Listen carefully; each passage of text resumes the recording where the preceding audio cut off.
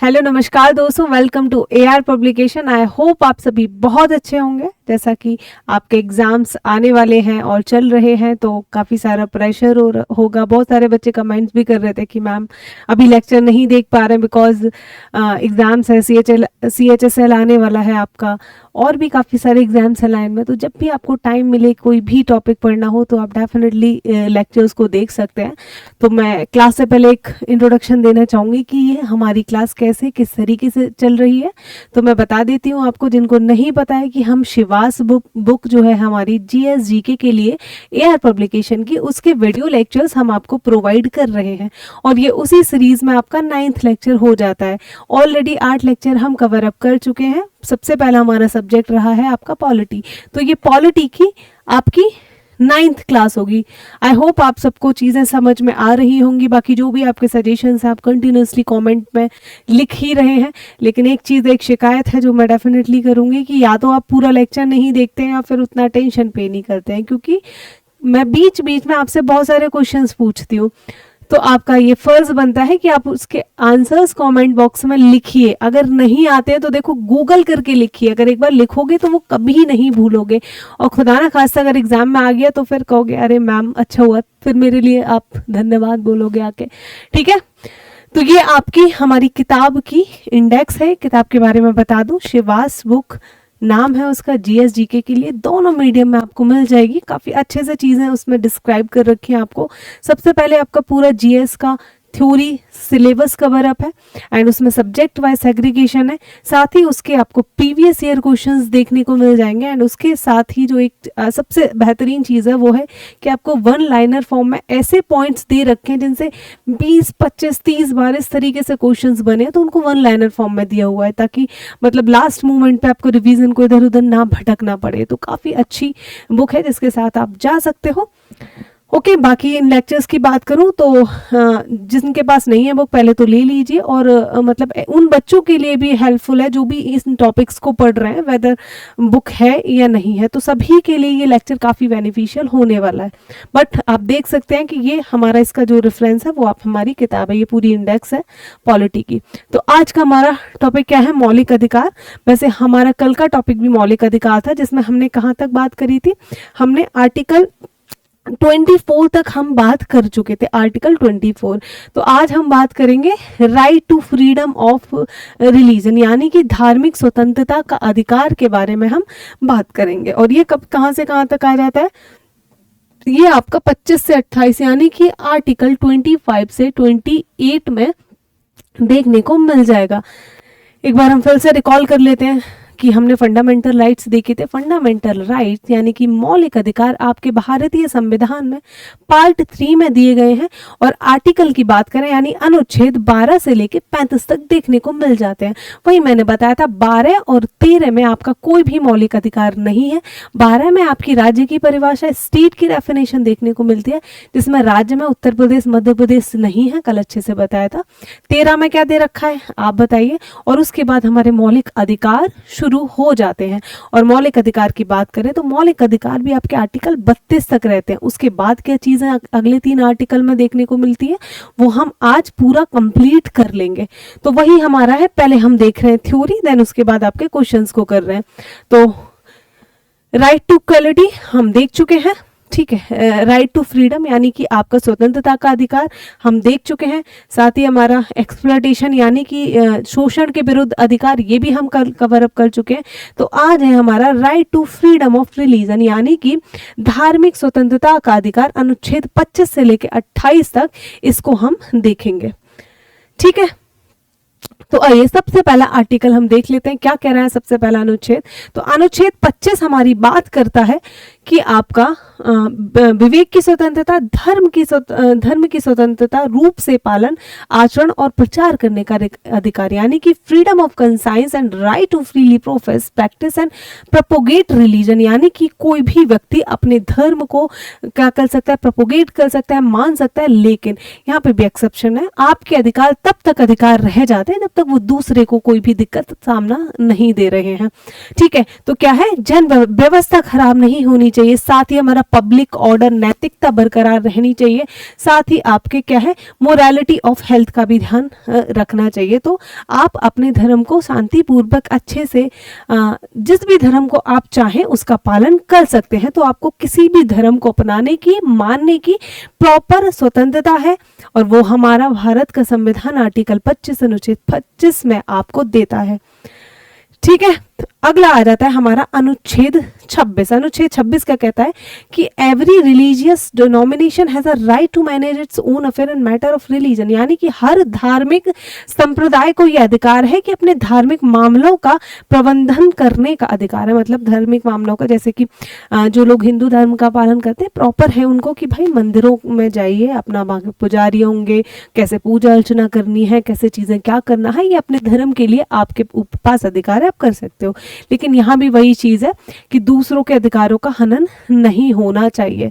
ठीक है, आगे कि आप लाउड स्पीकर में भी कुछ बजा रहे हो तो इतना नहीं कि भाई इधर उधर बैठने वालों के कान के पर्दे ही फट गए। मतलब ऐसा नहीं होता है, मैं ये नहीं कह रही हूँ कि ऐसा होता है, बट एक एग्जाम्पल है कि जहां आपका धर्म, आपका मौलिक अधिकार आपके क्षेत्र से बाहर चला जाता है, दूसरों को दिक्कत होने लग जाती है, तो वहां फिर आपको भी दिक्कत हो जाएगी। ठीक है, तो यानी कि अनुच्छेद 26 हमारा कहता है कि अब जब आप जिस धर्म को मान रहे हो तो उस धर्म के धार्मिक मामलों का आप ही प्रबंधन कर लो, भाई देख लो, और आपके ऊपर, आपके पास पूरी स्वतंत्रता और अधिकार है इन चीजों को करने की। अगला क्या है हमारा अनुच्छेद 27। अनुच्छेद 27 क्या कहता है कि हमारा कोई भी व्यक्ति किसी भी विशेष धर्म के प्रचार पालन करने के लिए कर देने को बाध्य नहीं है। जैसे हमारे ऊपर कितने ज्यादा टैक्स लगाए जाते थे, रिलीजन जजिया कर उसमें एक हो गया, और भी कर होते थे जो आपने देखा था मिडाइवल टाइम्स में, जब मुगलों का शासन था तो हमें धार्मिक कर हमारे ऊपर लगाए जाते थे। बट अब हमारा जो संविधान है वो पूरी तरीके से किसी भी कर को बाध्य करता है कि धर्म के नाम पर आपको कोई भी कर नहीं देना है। वैसे आप ठीक है पूजा चंदा वगैरह दे सकते हो, पूजा अर्चना में पैसा दे सकते हो, ठीक है, वो प्रॉपर धार्मिक कार्यों में ही फिर लगाया जाता है। जैसे मंदिर में बनवाया जा रहा है, वहां अपनी स्वेच्छा से दे दो कुछ भी, ठीक है, घर घर जाके भी इकट्ठा किया जाता है, पर वो जो पैसा जा रहा है वो धार्मिक कार्यों में भी जा रहा है। भंडारा हो गया, अनुष्ठान वगैरह हो गए, तो उसी में जाएगा। बट प्रॉपर टैक्स आपसे नहीं वसूला जा सकता, ना ही कोई व्यक्ति वसूल सकता है, ना ही आपकी कोई भी सरकार आपसे किसी भी प्रकार का कर वसूलेगी धर्म के नाम पर। ठीक है, अगला आता है हमारा अनुच्छेद 28। राज्य द्वारा पूरी तरह वित्त पोषित शिक्षण संस्थानों में धार्मिक शिक्षा नहीं दी जाएगी, यानी कि no religious instruction shall be provided in educational institutions wholly funded by the state. यानी कि जो भी ऐसे क्या है आपके इंस्टीट्यूशन है, जो भी ऐसे फॉर एग्जांपल जहाँ पर शिक्षा दी जा रही है, कोई भी ऐसे स्कूल है जो फुली फंडेड, यानी कि जो हमारी सरकार है उसको पूरी तरीके से पैसा देती है, तो वहां पे आपका किसी भी प्रकार की धार्मिक शिक्षा नहीं दी जाएगी।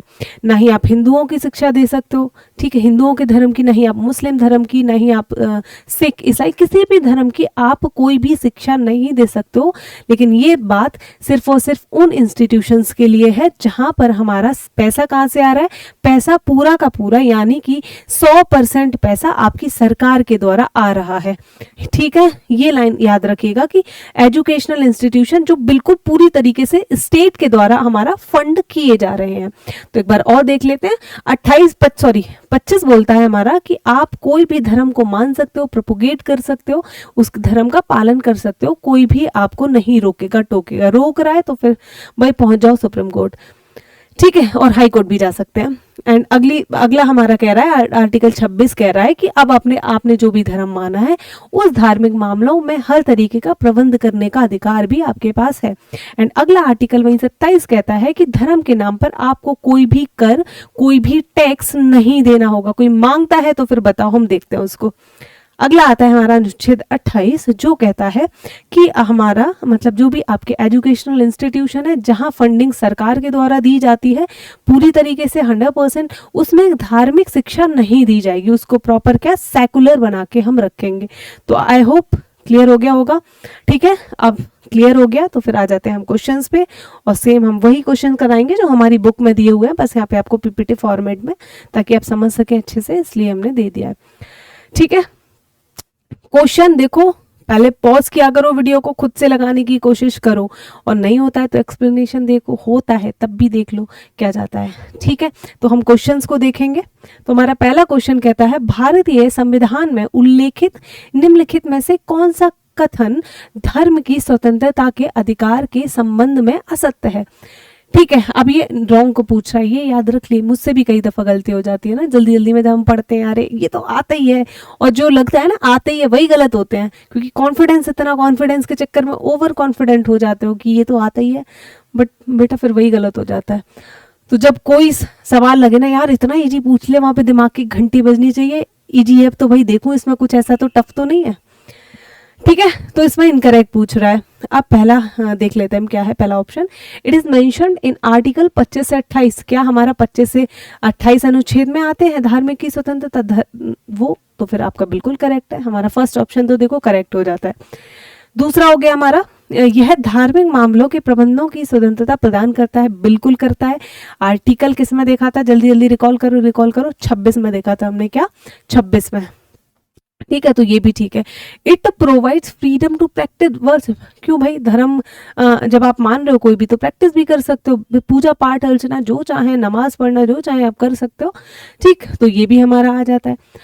अगला आ जाता है, it states that the state has its own religion. नहीं, ये तो हमारी प्रस्तावना यानी कि प्रीएम्बल में भी बहुत अच्छे से लिखा है। बच्चों यहाँ कनेक्ट करने की कोशिश करो, जब हमने प्रीएम्बल पढ़ा था तो वहाँ पे सेकुलर धर्मनिरपेक्षता शब्द लिखा हुआ है। तो हमारे स्टेट का कोई भी धर्म नहीं है, हमारे राज्य का कोई भी अपना धर्म होता ही नहीं है। तो क्लियरली ये स्टेटमेंट गलत है, और ये इसी के साथ ये हमारा ऑप्शन हो जाता है करेक्ट।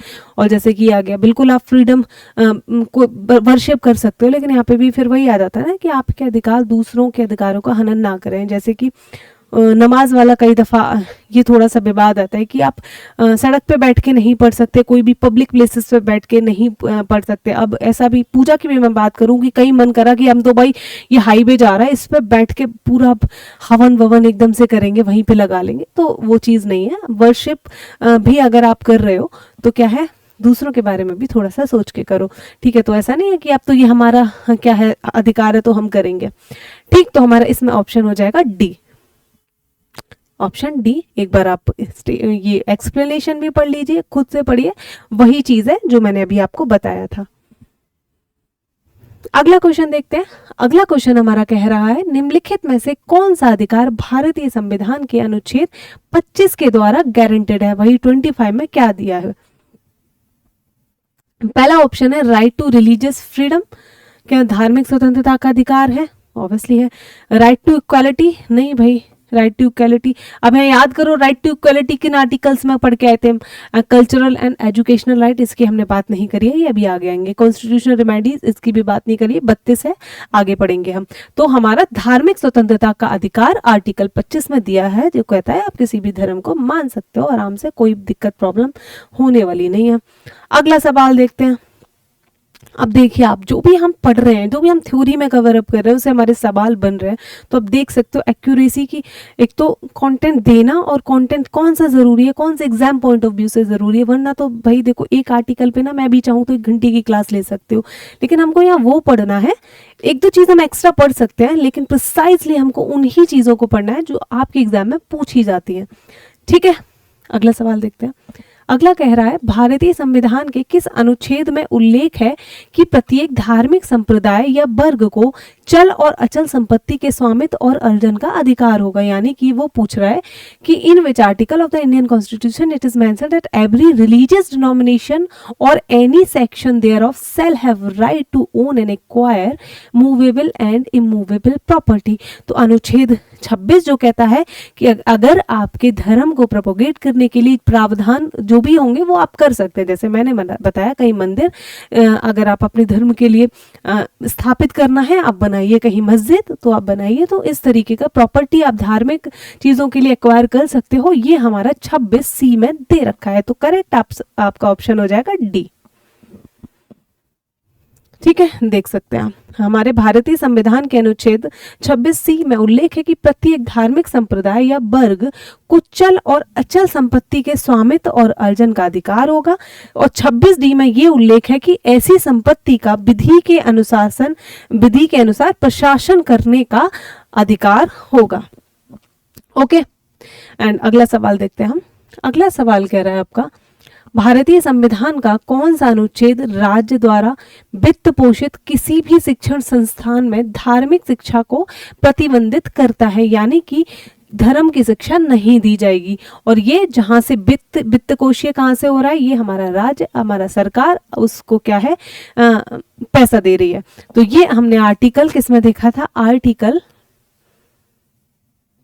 29 एग्जैक्टली, हाँ जी 29 आर्टिकल में हमने ये चीज देखी थी। 28 में क्या देखा था, याद करो। 28 में याद कि कोई भी आपको क्या नहीं देना होगा, सॉरी गलत हो गया हमारा, एक सेकेंड, ये नहीं होगा हमारा आर्टिकल 28 में ये बात करता है। 27 में बात करता है कि आपका कोई भी कर नहीं देना होगा। 30 अभी हमने पढ़ा नहीं है, आगे देखेंगे। और 29 भी हमने नहीं पढ़ा है, तो अभी आपको उतना नहीं बताना है। ठीक है, तो हम देख लेते हैं एक बार एक्सप्लेनेशन। भारतीय संविधान का अनुच्छेद 28 राज्य द्वारा वित्त पोषित किसी भी शिक्षण संस्थान में धार्मिक शिक्षा को प्रतिबंधित करता है, अर्थात राज्य द्वारा संचालित शिक्षण संस्थानों में कोई भी धार्मिक शिक्षा प्रदान करने पर रोक लगाता है। क्योंकि हमारा भाई राज्य क्या है, हमारे राज्य का कोई धर्म नहीं है, हमारे स्टेट का, हमारे देश का कोई धर्म नहीं है। हमारा देश आजादी देता है सभी धर्मों को क्या करने की, प्रोपोगेट करने की, मानने की, जिसका जो आस्था है वो मानिए। ठीक है, साथ ही आगे हमारा अनुच्छेद 27 के अनुसार क्या है, आपको कर देने के लिए बाध्य। अब आ जाते हैं हम कल्चरल एंड एजुकेशनल राइट, यानी कि सांस्कृतिक एवं शैक्षणिक अधिकार को अब हम जानेंगे। और अभी हमने कौन सा देखा था, धार्मिक स्वतंत्रता का अधिकार। ठीक है, तो इसमें देख लेते हैं, पहले वही आर्टिकल देखेंगे, थ्योरी देखेंगे, उसके बाद हम क्वेश्चंस को सॉल्व करेंगे। तो सबसे पहले क्या कह रहा है ये, अनुच्छेद 29 की हम बात करें तो इसमें हम क्या पढ़ेंगे, अनुच्छेद 29 पढ़ेंगे। ऐसे ही तो बनता है ना स्टार, पहले इस स्टार को बना पाना भी बचपन में बनाते थे ना, ऐसे कर करके। ठीक है, तो अनुच्छेद 29 क्या कह रहा है, अल्पसंख्यकों के हितों की सुरक्षा, भाषा, लिपि और संस्कृति को संरक्षित करने का अधिकार, यानी कि protection of interest of minority, right to conserve language हो गया, स्क्रिप्ट एंड कल्चर, की जो लोग आपके अल्पसंख्यक हैं, जो माइनॉरिटी में, उनको अधिकार है अपनी भाषा को, अपने कल्चर को, अपनी संस्कृति को आप बचा के रख सकते हैं। और उसको बचाने के लिए आप क्या करेंगे, आप कोई भी डिसीजन ले सकते हैं, कोई भी प्रावधान कर सकते हैं। अब एक चीज यहाँ और मान के चलिए, ये आपके सिर्फ अल्पसंख्यकों को ही नहीं, बहुसंख्यकों को यानी कि मेजॉरिटी को भी अधिकार देता है। वो कैसे, क्योंकि हमारा संविधान कहीं भी अल्पसंख्यकों को तो डिफाइन कर ही नहीं रहा है। हमारे संविधान में कहीं भी डेफिनेशन लिखी नहीं हुई है कि माइनॉरिटी होती क्या है, अल्पसंख्यक क्या होते हैं। जब है ही नहीं तो आपका ऑटोमेटिकली इससे क्या होगा, हमारा मेजॉरिटी को भी ये अधिकार मिल जाता है। ठीक है, तो ये चीज पता नहीं होती है बहुत से बच्चों को, बट हमारे संविधान में कहीं भी अल्पसंख्यकों को डिफाइन नहीं किया है, तो ऑटोमेटिकली ये आपको मेजॉरिटी को भी अधिकार दे देता है। अब हम देखते हैं अनुच्छेद 30, आर्टिकल 30 क्या कहता है। ये बोल रहा है, अल्पसंख्यकों को अपनी पसंद के शिक्षण संस्थान स्थापित और संचालित करने का अधिकार, यानी कि कोई भी माइनॉरिटी जो है देश में, वो एस्टैब्लिश कर सकती है, एडमिनिस्टर कर सकती है, जो भी शैक्षणिक यानी कि एजुकेशनल इंस्टीट्यूशंस को चला सकती है, क्योंकि उनको अपनी संस्कृति के अनुसार अपनी भाषा में शिक्षा देने का आने वाली पीढ़ी को, बच्चों को पूरा का पूरा अधिकार है। तो दो हमने इसमें फंडामेंटल राइट्स देखे थे, किससे रिलेटेड, कल्चर से रिलेटेड। पहला आर्टिकल 29 याद रखिएगा, एंड आर्टिकल 30। 29 में क्या है, भाषा को बचा सकते हो, अपनी संस्कृति को भी बचा के रख सकते हो, अपनी स्क्रिप्ट को एंड अपने कल्चर को। ठीक है, वहीं अनुच्छेद 30 डायरेक्टली आपका क्या से, शैक्षिक संस्थानों से रिलेटेड है, यानी कि वो स्टैब्लिश कर सकते हैं और साथ ही चला भी सकते हैं एजुकेशनल इंस्टीट्यूशन, किस अपनी ही मर्जी से, कोई भी माइनॉरिटी चाहे। ठीक है, वही चीज है, लेकिन अधिकार तब तक है, दूसरों को दिक्कत भाई नहीं होनी चाहिए, हमारा पहला नियम है। ठीक, तो ये देखा हमने 2, 29 और 30। नहीं समझ में आया होगा अच्छे से तो हम क्वेश्चन करेंगे, और ज्यादा क्लियर हो जाएगा। क्वेश्चन देख लेते हैं। भारत के संविधान में अनुच्छेदों के किस समूह को सांस्कृतिक और शैक्षणिक अधिकार के रूप में जाना जाता है? यानी कि the Indian constitution which group article is known as cultural and educational rights. अभी अभी हमने बात करी है, किसकी बात कर, 14-15 कहाँ पहुंच गए भाई? बिल्कुल भी नहीं। हमारा 29 और 30 की हम बात करें तो किसके लिए? कल्चरल और एजुकेशनल अधिकारों को, राइट्स के लिए हम इनको जानते हैं। एक्सप्लेनेशन देख लेते हैं एक बार। एक्सप्लेनेशन हमारा कह रहा है भारतीय संविधान में अनुच्छेद 29-30 में सांस्कृतिक और शैक्षिक अधिकार का उल्लेख किया गया है कि आप अपनी संस्कृति को बचाइए और अपनी किसको, आपके पास अपनी संस्कृति के हिसाब से शैक्षिक संस्थानों को भी चलाने का अधिकार है। 29 क्या कहता है? अल्पसंख्यक वर्गों के हितों के संरक्षण का प्रावधान करता है। वहीं अनुच्छेद 30 आपके शिक्षा संस्थानों में और प्रशासन करने को अल्पसंख्यक वर्गों के अधिकारों का प्रावधान हमारा करता है। ठीक है। एंड आपने देखा होगा मदरसे वगैरह जो है, मदरसों में आपकी शिक्षा दी जाती है स्पेशली। ठीक, तो क्या है वो एक तरीके का, उनके वहाँ अपने धर्म की तो शिक्षा देते हैं, वो अपनी संस्कृति को तो बचाया जा रहा है। ठीक है, यहाँ पे कोई भी ऐसा कंट्रोवर्सी वाली चीज नहीं बोलेंगे, बट हाँ मदरसों को भी मतलब वो राइट है, वो उनका संवैधानिक अधिकार है, मौलिक अधिकार है, सॉरी संवैधानिक नहीं मौलिक अधिकार है कि वो ऐसे शैक्षिक संस्थानों को खोल सकते हैं और चला सकते हैं। अगला है हमारा, कौन सा मौलिक अधिकार अल्पसंख्यकों को उनकी भाषा, लिपि या संस्कृति के मामले में हितों की सुरक्षा की गारंटी देता है? Right to freedom, not at all. Right against exploitation, नहीं। समानता, नहीं। हमारा करेक्ट ऑप्शन है D, cultural and educational rights. आप देख रहे हो एक भी ऐसा सवाल मुझे नहीं लग रहा है कि ऐसा जो अभी हमने थ्योरी पढ़ी थी उसके अकॉर्डिंग नहीं बन रहा हो।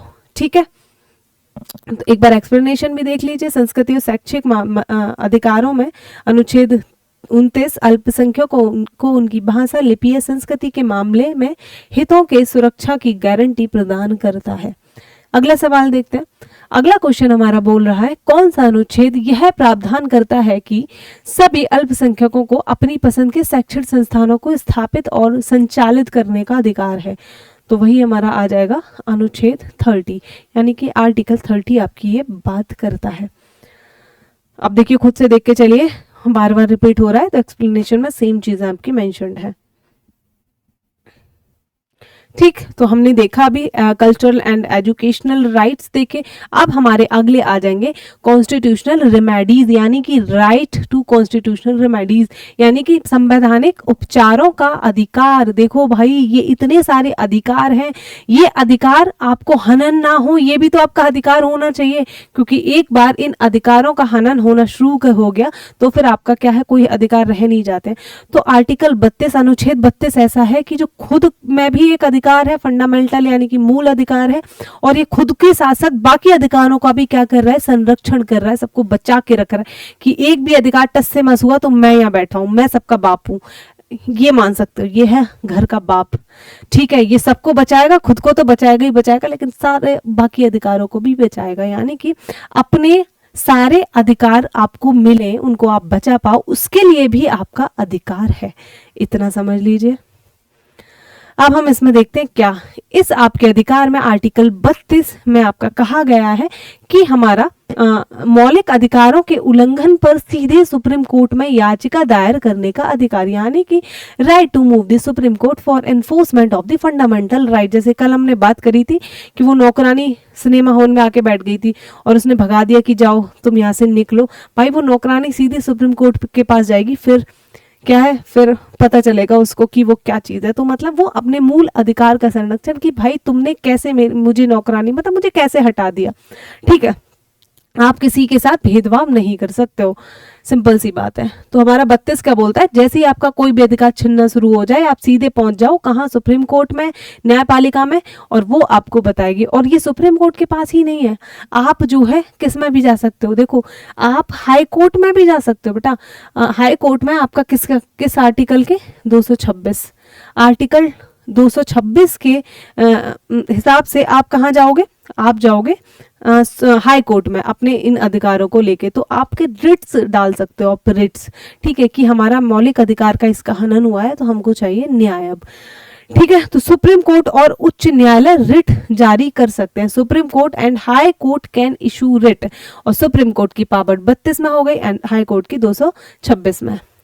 ठीक है, एंड हाँ, हमने एक बात करा था कि हमारा मौलिक अधिकार हमने कहाँ से लिए थे, तो उसमें मैं करेक्ट करना चाहूंगी, मैग्ना कार्टा और बिल ऑफ राइट मैंने एक साथ बोल दिया था।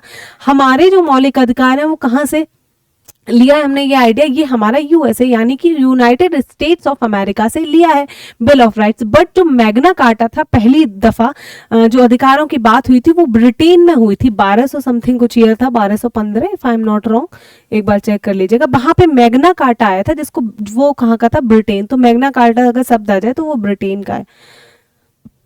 ठीक है, अब हम एक बार रिट्स की सुप्रीम कोर्ट के पास मतलब जो पावर है रिट्स को जारी करने की, वो रिट हमारी कितने प्रकार की होती है, एक बार अच्छे से, बहुत कंफ्यूजन होता है लेकिन आज आप ऐसा सीख के जाओगे कि कभी नहीं भूलोगे। बट यहाँ पे अपने आंख नाक कान 6 इंद्रियों को खोल के रखना है बस। ठीक है, तो आइए देखते हैं कि 5 प्रकार की रिट्स होती हैं। ओके, एंड इसमें सबसे पहले हम रिट देखेंगे कि हमारी पहली रिट आती है हैबियस कॉर्पस, जिसको हम हिंदी में बात करेंगे बंदी प्रत्यक्षीकरण। एक बार टेक्स्ट पढ़ लीजिए बस, उसके बाद मैं आपको समझाऊंगी। हिंदी में भी देख लीजिए, शरीर को प्रस्तुत करना, यह रिट अवैध हिरासत से मुक्ति के लिए जारी की जाती है। इंग्लिश में to have the body, the writ is issued to release from unlawful detention. कोई किसी को पकड़ के ले गया तो तुम जाओ और कहो कोर्ट में कि मुझे अभी वो आदमी जिंदा चाहिए, उसका शरीर चाहिए, आई नीड इज बॉडी। वो जो जिस बंदी को, मेरी बंदी को तुम पकड़ के ले गए हो ना, अभी लेकर आओ। ठीक है, मतलब जिंदा चाहिए। टू हैव द बॉडी नाम में ही वो है कि मुझे अभी वो इंसान चाहिए, मुझे बताओ कि मतलब उसको क्यों पकड़ा गया है। ठीक है, कि किस प्रकार से उस आदमी को तुमने गिरफ्तार कर लिया, तुम्हारे पास क्या पावर थी, तुम्हारे पास क्या अथॉरिटी थी, प्रॉपर सवाल मांगा जाएगा। और जब वो फेल हो जाएंगे तो वो इंसान आपके सामने प्रत्यक्ष रूप से आ जाएगा। तो नाम में ही है बंदी प्रत्यक्षीकरण, यानी कि आपने किसी को गिरफ्तार किया है तो आप रिट जाएगी उसके खिलाफ। ठीक है, और ये किसी एक बंदे के मतलब किसी इंडिविजुअल के खिलाफ भी जा सकती है। ठीक है, कि आपके पास क्या पावर थी कि आपने उसको गिरफ्तार किया, तो इसका है शरीर को प्रस्तुत करना, टू हैव द बॉडी, बंदी प्रत्यक्षीकरण। तो याद रखिएगा। ठीक है, कोई तुम्हारे बंदा बंदी को उठा के ले जाए तो जाओ और बोलो कि तुमने कैसे उठाया, भाई मुझे अभी चाहिए, जिंदा चाहिए, लाश नहीं चाहिए, मुर्दा नहीं चाहिए, मेरे को जिंदा चाहिए। ठीक है, तो ये बंदी से याद रखिएगा क्या है, आई डोंट थिंक तुम कभी भी भूलोगे इस चीज को। नेक्स्ट है हमारा मैंडेबस, यानी कि परमादेश। अब क्या है यहाँ पे, परमादेश, इसी से आदेश शब्द आ रहा है ना, इसमें आदेश। ठीक है, तो अब बोलते हैं ये हम आदेश देते हैं, यानी कि इंग्लिश में बात करें तो वी कमांड। ये शब्दों को देख के चलिएगा, कई बार वो मिलान करने को भी पूछ लेगा तुमसे कि इनको मिलाओ। ठीक है, तो वी कमांड यानी कि हम आदेश देते हैं। यह रिट किसी सार्वजनिक अधिकारी हो गया, निकाय हो गया, निगम हो गया, निम्न न्यायालय, ट्रिब्यूनल या सरकार को उनके सामाजिक कर्तव्यों का पालन करने का आदेश देती है जब वे ऐसा करने में विफल और असमर्थ हो जाते हैं। कोई तुम्हारी नहीं सुन रहा है ना, ठीक है, तुम पुलिस थाने गए, भाई कोई सुन ही नहीं रहा है, आपको मुकदमा दर्ज करना है, किसी के केस फाइल करना है, एफआईआर करनी है, मतलब जिनको जो काम सौंपा गया है, ठीक है, वो कर ही नहीं रहा है, उसके खिलाफ सुप्रीम कोर्ट रिट जारी करेगा कि हम आदेश देते हैं तुम उस काम को करो। मतलब कर कैसे नहीं रहे हो, ऐसा होता है ना इंडिया में, तो भाई इतना ब्राइब चलती है। अब वो सीधा तुमसे रिश्वत नहीं मांगेंगे, सिस्टम में उल्टे ही हो गया है। आपको पता है कि काम होगा नहीं, अब आप खुद से जाके पैसे ऑफर कर लोगे, लो भाई ये ले लो, काम जल्दी कर दो। मूवीज में तो देखा ही होगा, नीचे से ऐसे मिठाई के डिब्बे में वो अलग ही मिठाई खुलती है, ऐसे गड्डियां रखी हुई एकदम से। तो वही है कि जो काम तुमको किया है, दिया गया है, सौंपा गया है, वो काम तुम क्यों नहीं कर रहे हो। सो वी कमांड, अब मतलब ये आदेश है कि तुम उस काम को करो। तो अगली दफा ऐसा मत करना कि जाके रिश्वत देना भी एक गुनाह है, क्राइम, ब्राइब देना भी एक क्राइम है। ठीक है, तो रिश्वत नहीं दोगे। ठीक है, तो परमादेश यानी कि मैंडेमस, वी कमांड, हम आदेश देते हैं। मैंने बता दिया कि कोई भी अगर अपना काम नहीं कर रहा है ठीक से तो उसके खिलाफ ये रिट जारी की जा सकती है। कोई भी पब्लिक ऑफिसर हो गया, ठीक है, कोई पब्लिक बॉडी हो गई, कॉर्पोरेशन हो गया, कोई भी कोर्ट, ट्रिब्यूनल, गवर्नमेंट, इवन सरकार, किसी के खिलाफ भी ये हो जाती है जो अपना काम, जो काम उसको करने के लिए बिठाया गया है, जो उसका काम है वो नहीं करे। तो अगला आ जाता है हमारा प्रोहिबिशन, यानी कि निषेधाज्ञा। इसका क्या है, निषेध करना।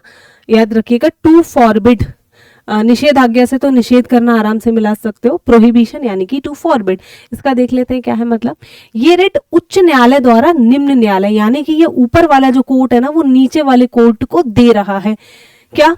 निम्न न्यायालय या फिर ट्रिब्यूनल्स जो होते हैं हमारे, ये भी एक प्रकार के कोर्ट्स कैसे होते हैं वो हम जब न्यायपालिका पढ़ेंगे उसमें पढ़ते हैं। अधिकारिता से अधिक कार्य करने या ऐसी अधिकारिता का उपयोग करने से रोकता है जो उनके पास नहीं है। टू फॉरबिड, भाई तुम्हारी हिम्मत कैसे हुई तुमने ये काम करा? क्योंकि हर किसी का काम करने का एक दायरा डिसाइड है कि तुम्हारे पास इतना ही अधिकार था यही काम करने का। ठीक है, फॉर एग्जाम्पल किसी हाई कोर्ट के पास ये अधिकार है कि वो अपने स्टेट के ही मैटर को देखेगा, वो घुस गया जाके यूपी का मध्य प्रदेश में, कैसे? तुम्हारे पास ये अथॉरिटी कहां से आई? अब सुप्रीम कोर्ट उसको बोलेगा तुम्हारे पास ये तो अधिकार था ही नहीं भाई, ये कहां से लिया तुमने? ठीक है, तो वो उससे सवाल करेगा, ऐसे याद रखिए। तो ये हमारा निचली कोर्ट्स जो है, निचले आपके कौन है? निचले न्यायालय जो है उनको दी जाती है उच्च न्यायालय के द्वारा आपका। ठीक है, तो इसमें क्या है? प्रोहिबिशन। अब उनको रोका जा रहा है कि तुम्हारी तो ये दायरे से बाहर की चीज थी, तुम्हारे पास इसका अधिकार ही नहीं था तो तुम कैसे किए, तो ये उसको रोकता है। तो प्रोहिबिशन से आप ये इतना याद रखिएगा। ठीक है, ये किसके द्वारा? हायर कोर्ट से लोअर कोर्ट को ये जाता है। अगला देख लेते हैं हम सर्श्योरी यानी कि इसको बोलते हैं प्रमाण पत्र। प्रमाण पत्र से हिंदी का शब्द याद रखिएगा प्रमाणित करना। सर्श्योरी यानी कि टू बी सर्टिफाइड, ऐसे याद रख लो या सी से टू बी सर्टिफाइड। ठीक है, देखते हैं क्या है। ये रिट अधिकारिता के अतिरिक्त अधिकारिता की कमी या विधि में त्रुटि के आधार पर जारी की जाती है। उच्च न्यायालय या इसे निम्न न्यायालय के लंबित मामले को अपने पास स्थानांतरित करने या उसके आदेश को रद्द करने के लिए जारी करता है। देखो पहले वाले में वो टू फॉरवर्ड यानी कि रोक रहा था, उच्च मतलब जो निम्न न्यायालय थे कि तुम दायरे से बाहर जाके काम क्यों करोगे। अब ये दूसरे वाले में रोक भी रहा है, साथ ही बता रहा है कि ये काम कौन करेगा। ठीक है, ये किसी और कोर्ट का है, जैसे ये यूपी की कोर्ट थी, जाके भाई एमपी की कोर्ट के दायरे में जितने मामले आते थे उसमें जाके घुसने लगा, तो ये बोलेगा नहीं, सुप्रीम कोर्ट यहाँ पे जाएगा, उच्च न्यायालय बोलेगा ये तुम नहीं कर सकते हो, इसको हम अब देते हैं, स्थानांतरित कर देते हैं मध्य प्रदेश के हाई कोर्ट को कि ये भाई उसका काम है, उसको करने दो। इतना अंतर है इसमें कि वो स्थानांतरित भी कर देगा कि ये काम किसका है। ठीक है, तो ये क्लियरली लिखा है लंबित मामले को अपने पास भी कर सकता है कि इसको हम सॉल्व कर देते हैं। ठीक है, तुम्हारे दायरे से बाहर का था, उसके आदेश को रद्द करने के लिए जारी करता है कि वो फैसला सुना भी चुका है ना, अगर तो फैसला तुम्हारा खत्म हो जाता है, क्योंकि जिस तरीके से तुमने फैसला सुनाया वो तुम्हारा अधिकार ही नहीं था, तुम्हारे पास उसकी पावर ही नहीं थी। ठीक है, कोर्ट का मामला ये एक एग्जाम्पल है, ऐसा भी और कोई वो डिसीजन दे सकता है, ऐसा और कोई आदेश सुना सकता है, ऐसे किसी भी मामले पे फैसला सुना सकता है जो उसके अधिकार में ही नहीं था, तो उच्च न्यायालय आपका उसको मना कर देगा। आई होप कितना अच्छे से क्लियर हो रहा होगा आपको। ठीक है, अगला आ रहा है हमारा क्यू वारंटो यानी कि अधिकार प्रच्छा। सॉरी, मेरा हिंदी प्रोनाउंसिएशन थोड़ा कई बार गड़बड़ा जाता है, I am sorry for that. तो देख लेते हैं किस अधिकार से यह रिट किसी व्यक्ति के सार्वजनिक पद पर दावे की वैधता को जांच करने के लिए अदालत द्वारा की जाती है। अब अदालत बोलेगी इंग्लिश में भी वाई वॉट अथॉरिटी, आप कैसे बैठे हो, क्या वारंट, वाई वॉट वारंट। अब यहाँ कोर्ट बोलेगा आपको, जैसे मैं हूं, ठीक है, मैं जाके कल आईएएस ऑफिसर बन जाती हूँ। ठीक है, मैं डीएम की कुर्सी पे जाके बैठ गई, जबकि मैंने तो यूपीएससी पास ही नहीं करा है। ठीक है, मैंने कभी एग्जाम ही नहीं निकाला है, या फिर मैं किसी भी ऐसी पोस्ट पे जाके बैठ जाती हूँ, मेरे पास भाई क्वालिफिकेशन ही नहीं है। तो अगर आप ऐसी किसी भी सरकारी पद, सरकारी याद रखिएगा, ये कोई प्राइवेट में बात नहीं है, प्राइवेट में आपके पास क्या टैलेंट होना चाहिए भाई, डिग्रियों की जरूरत नहीं है, क्वालिफिकेशन की जरूरत नहीं है, टैलेंट कहाँ वहां काम करता है। बट हम यहाँ पे सरकारी पदों की बात कर रहे हैं, ये याद रखिएगा। तो क्या है, आप किसी भी पद पे बैठने के लिए एलिजिबल नहीं है, आपके पास योग्यता नहीं है, लेकिन आप बैठ गए हो, रिश्वत भरी होगी ना, 10-20 लाख दे दिए होंगे कि ठीक है ये तो 2-4 सालों में कम जाएंगे, ऐसे हम करते हैं यार। ठीक है, जब आपका एग्जाम नहीं निकलेगा ना तो 4 साल बाद आपके पापा भी कहेंगे बेटा कहीं पैसे वैसे देने हो तो बता दे, ऐसे काम हो जाए तो हम कर देंगे, लेकिन मना कर देना। ठीक है, नहीं तो आपके पास पता चल गया ना कोर्ट को, एक दिन ये आ जाएगा। ठीक है, फिर भागते फिरना इधर उधर कोर्ट कचहरियों में।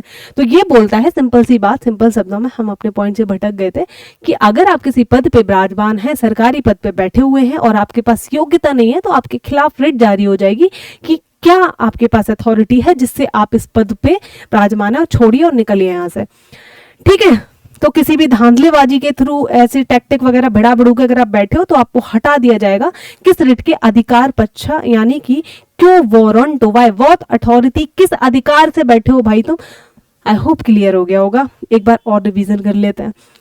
पहला था बंदी प्रत्यक्षीकरण, सीधा याद रखो भाई तुमने किस अधिकार से मेरी बंदे को गिरफ्तार किया, सामने लेकर आओ, जिंदा चाहिए मुझे, लाश नहीं चाहिए। अगला है परमादेश, कि हम आदेश देते हैं किसको, कोई भी अधिकारी हो गया, नगर निगम हो गया, क्या कि अगर तुम काम नहीं कर रहे हो तो काम करो, क्यों नहीं कर रहे हो जबकि तुम्हारा उसी काम के लिए तुमको ये कुर्सी दी गई है। अगला आ जाता है निषेधता, प्रोहिबिशन, ये बोल रहा है उच्च न्यायालय निम्न न्यायालयों से कि जब इस काम को करने का तुम्हारे पास अधिकार ही नहीं था तो तुमने किया कैसे। अगला आता है हमारा प्रमाण पत्र, यानी कि सर्श्योरी, इसमें भी उच्च कोर्ट, आपका उच्च न्यायालय निम्न न्यायालयों को बोलेगा कि ये आपके अधिकार का काम नहीं था, ये इसके अधिकार का था, तो हम इसको देते हैं या फिर ये हम खुद कर देंगे, इतनी सी बात है, ठीक है। एंड हमारा अधिकार पक्षा, यानी कि क्यों वारंटो, ये दी जाती है किसी भी सरकारी पद पे कोई इंसान अपनी योग्यता ना होने के बावजूद अगर बैठा हुआ है तो उसके खिलाफ ये रिट आ जाएगी। आई होप क्लियर हो गया होगा, ठीक है।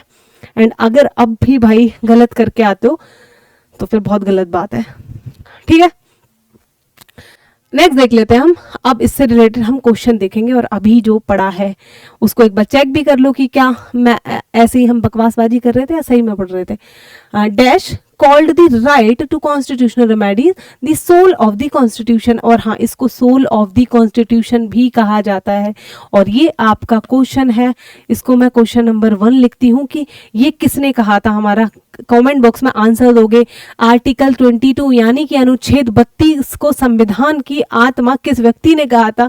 अगर आप उन व्यक्ति का नाम नहीं जानते हो तो फिर कहीं चुल्लू पर पानी में डूब मरने की भी जगह नहीं होनी चाहिए, ठीक है। तो क्या है हमारा, किसने संविधान की आत्मा कहा था, सोल ऑफ इंडियन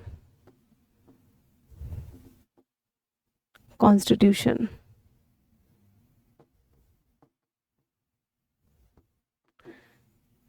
ये किस पर्सन ने कहा था, बस इतना ही समझ जाओ, इतना ही लिखूंगी मैं, किस पर्सन ने कहा था संविधान की आत्मा अनुच्छेद 32 को, यानी कि आर्टिकल 32 को।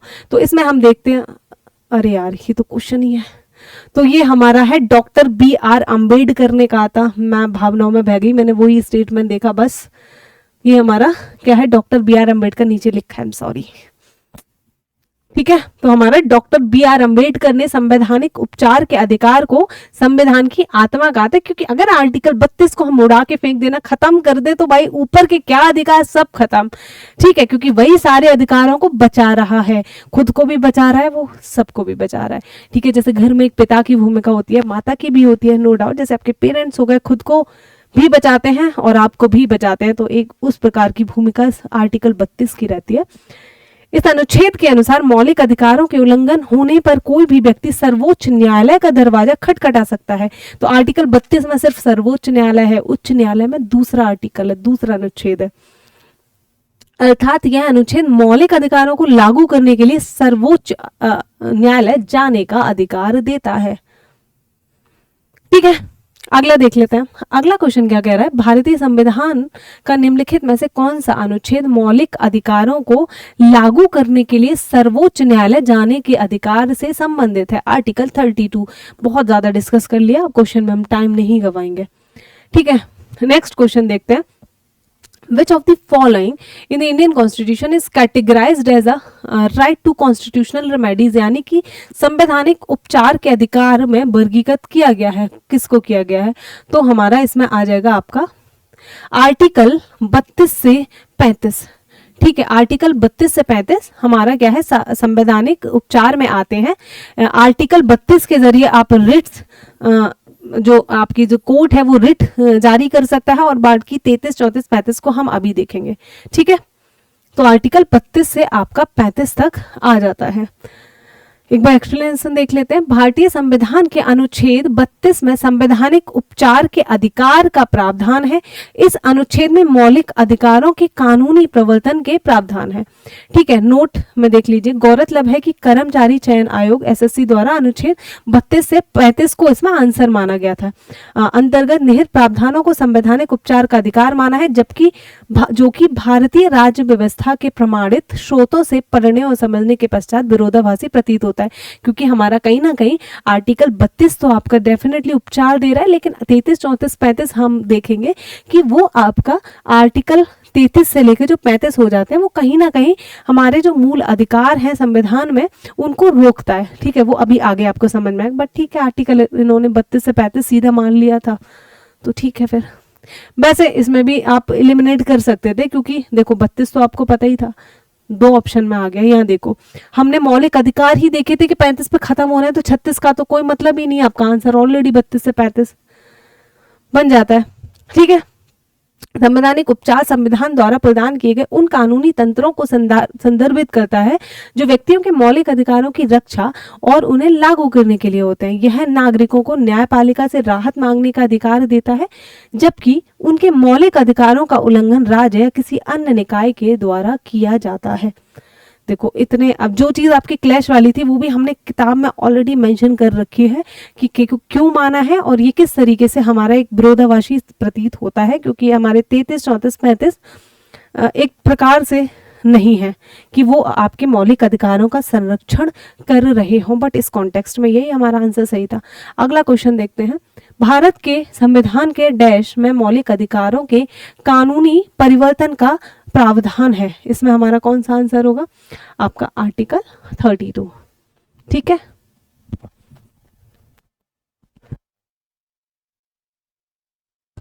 अगला क्वेश्चन देख लेते हैं। अगला क्वेश्चन कह रहा है, how many types of writs can be sued by the supreme court for protection of fundamental right, यानी कि कितने प्रकार की रिट्स को जारी किया जा सकता है सर्वोच्च न्यायालय द्वारा।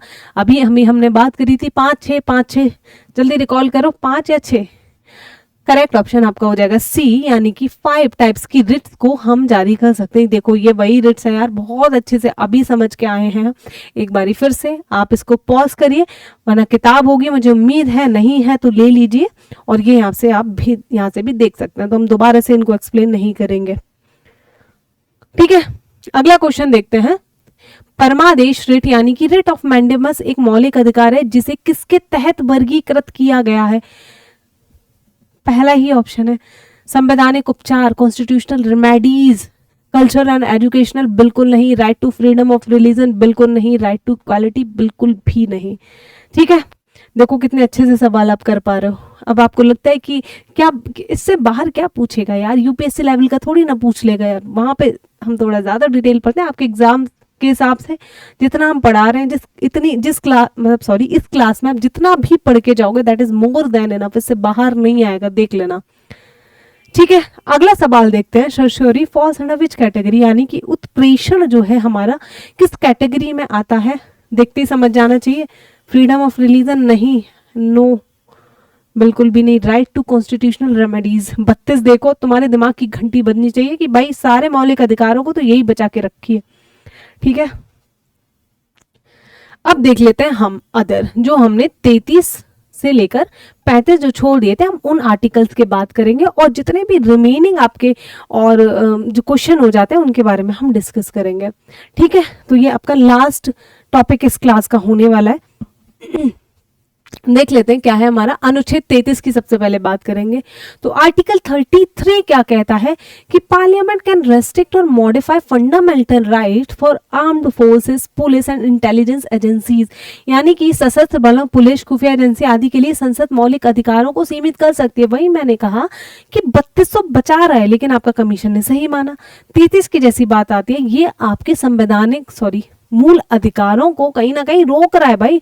अब जैसे पुलिस वाला बंदा है, ठीक है, जो लोग आर्मी में काम कर रहे हैं, ठीक, वो क्या बोले, उनके हमारे पास बोलने की स्वतंत्रता है, आपको अपने आप को एक्सप्रेस करने की स्वतंत्रता आर्टिकल 19 देता है।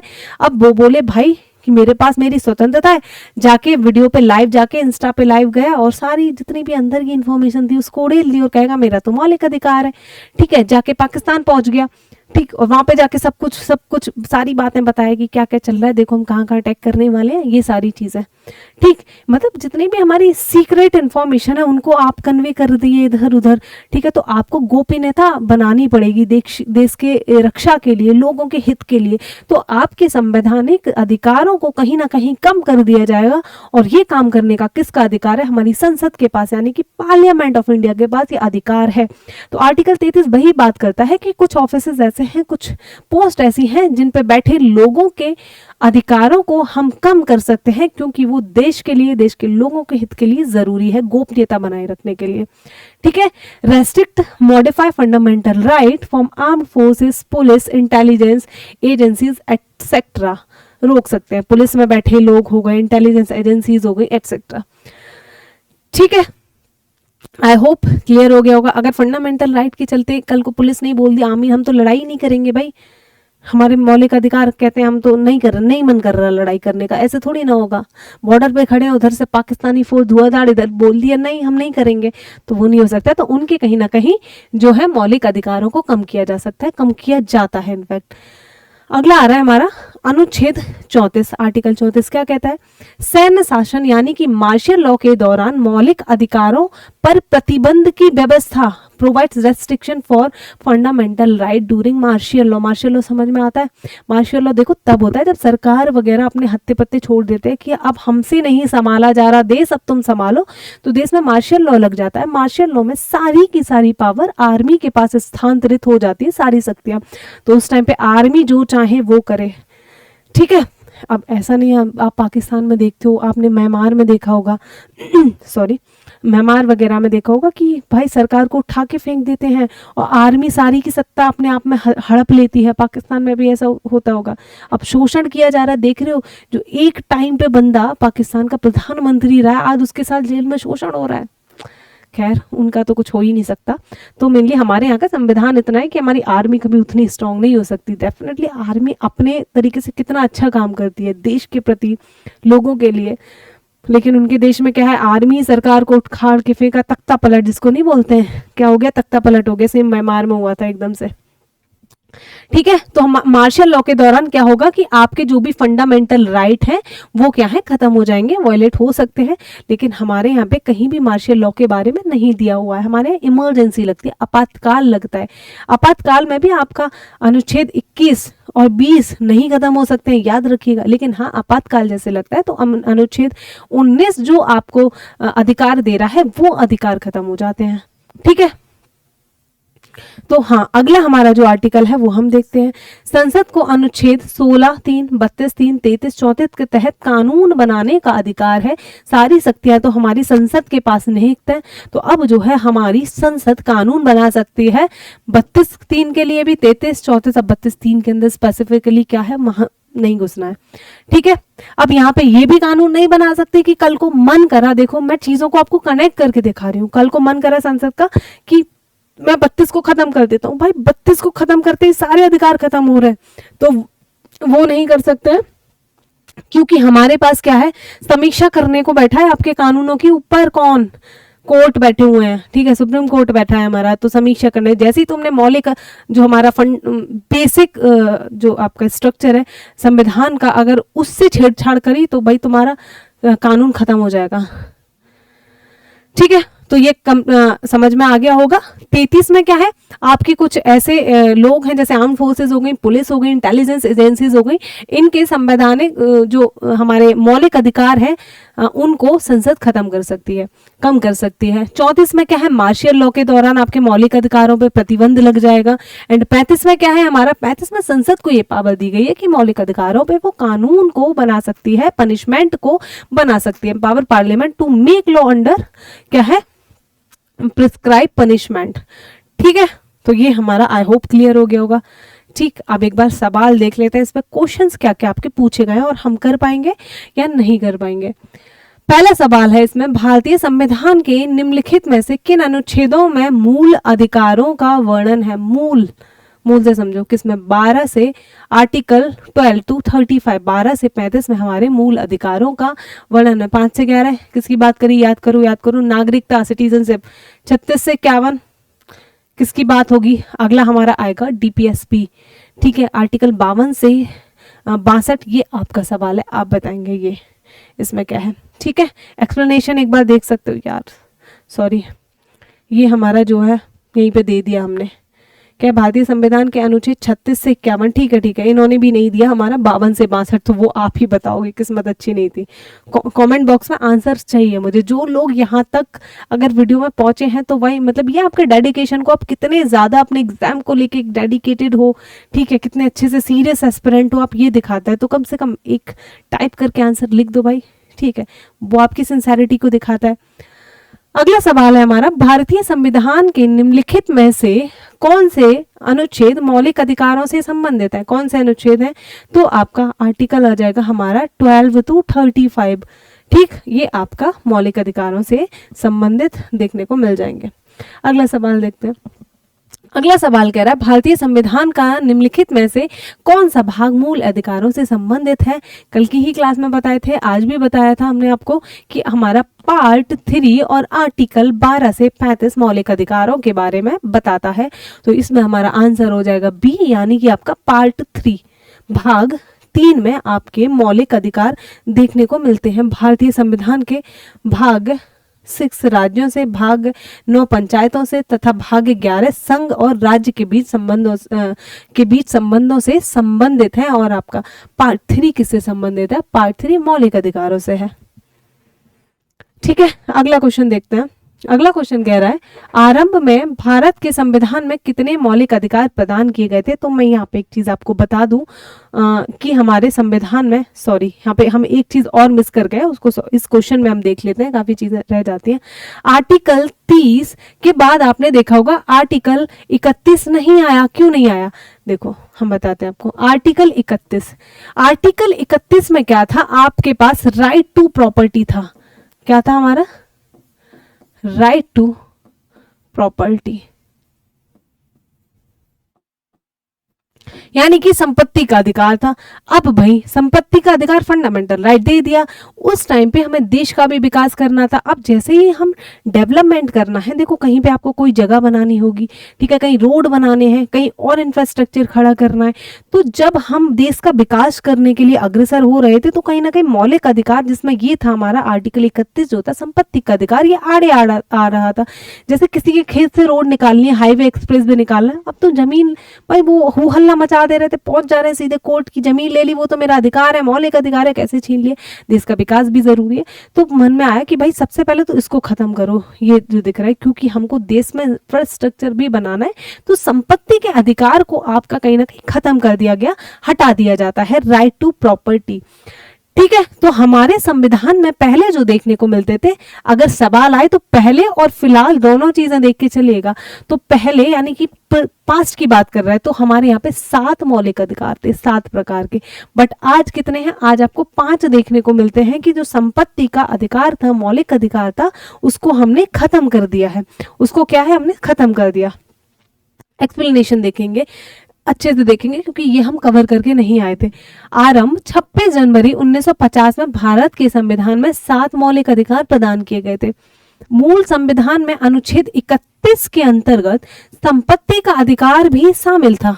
अब क्या हुआ? 1978 में मोरारजी देसाई ने फाइनली संविधान संशोधन 44 अधिनियम लेकर आए थे, जिसमें क्या है, आपका मौलिक अधिकारों की सूची से हटा दिया गया। अब संपत्ति का अधिकार मौलिक अधिकार आपका नहीं रहा, और ये कैसा बन जाएगा? जैसे ही मौलिक अधिकार नहीं रहा तो ये यहाँ से खत्म हो जाता है, और अब ये कानूनी अधिकार आपका बन गया है। और इसको किस में डाल दिया हमने? भाग आपका 12 और 301 के तहत कानूनी अधिकार इसको बना दिया। अतः वर्तमान में भारतीय संविधान में के भाग 3 में मूल अधिकारों में कुल 6 समूह शामिल हैं। 6 प्रकार के मूल अधिकार आपको मिलते हैं। अब ये कानूनी अधिकार है कि सरकार चाहे तो तुम्हारी प्रॉपर्टी को हड़प सकती है, ले सकती है, ठीक है। अगर वहां कोई डेवलपमेंट करना है, उसके आप बदले में आपको पैसे वैसे तो वो दे देंगे, वो कोई दिक्कत नहीं है, ठीक है, लेकिन ले लेगी वो, बात इतनी सी है, ठीक है। आई होप क्लियर हो गया होगा। अगला देखते हैं। अगला हम देखते हैं निम्नलिखित में से कौन सा मौलिक अधिकार भारत के संविधान में प्रदत्त मौलिक अधिकारों की मूल सूची से हटा दिया गया। मतलब पहले था, अब वो आपका फंडामेंटल राइट नहीं है। तो कौन सा? संपत्ति का अधिकार, राइट टू प्रॉपर्टी खत्म हो चुका है भाई, बिल्कुल खत्म।